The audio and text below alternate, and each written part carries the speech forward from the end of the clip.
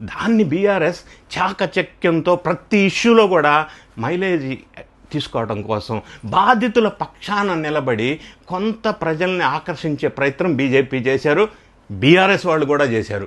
ఈ విధంగా BRS party అడుగడుగున ప్రజల పక్షాన ఉంటూ ఈ 1.5 ఇయర్లో పోరాడుతూ ఉంది. ఎందుకంటే బీఆర్ఎస్ పార్టీ అనేది సుదీర్ఘమైన 25 సంవత్సరాల్లో 14 ఇయర్స్ ఉద్యమ పార్టీ.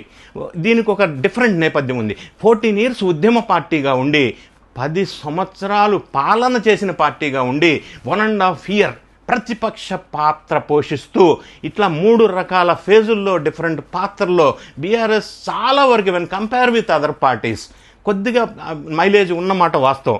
అయితే ఈ సందర్భంలో కొంతమంది కామెంట్ వస్తూ ఉంది, లేకపోతే విశ్లేషణ వస్తూ ఉంది, బీజేపీ బలపడుతుంది అని.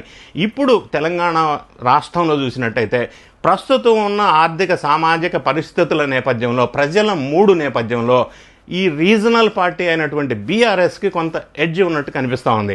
ఈ రజతోత్సవ సభ ఏదైతే జరిగిందో దానివల్ల బీఆర్ఎస్ శ్రేణులకి కొంత ఉత్సాహం వచ్చింది. కేసీఆర్ గారు ఎప్పుడు కామ్గా ఉన్నా అది వ్యూహాత్మకమైన మౌనం తర్వాత విజృంభిస్తారనేది మనం ఉద్యమ సమయంలో చూసాం. సో ఈరోజు సభతో బీఆర్ఎస్ శ్రేణులు ఎంత ఉత్సాహంగా ఉన్నారు. రాబోయే స్థానిక సంస్థల ఎన్నికలు కానీ, హైదరాబాద్కు సంబంధించిన ఎన్నికలు కానీ, రాబోయే ఎన్నికలన్నింటిలో కూడా బీఆర్ఎస్ కొంత ఇంతకు ముందు కంటే బెటర్ ఫలితాలని సాధించడానికి అవకాశాలు ఎక్కువగా ఉన్నట్టు కనిపిస్తూ ఉన్నాయి. ఎందుకంటే ఈ సభ ద్వారా వాళ్ళు కాంగ్రెస్ లేదా బీజేపీని విమర్శించిన తీరు ప్రజల్లోకి సక్సెస్ఫుల్గా ఆ మెసేజ్ని తీసుకెళ్లిన సందర్భం చూస్తే మనకి బీఆర్ఎస్ కొంతవరకు తెలంగాణలో బలపడే అవకాశం కనిపిస్తున్నట్టుగా మనకు అనిపిస్తూ ఉంది.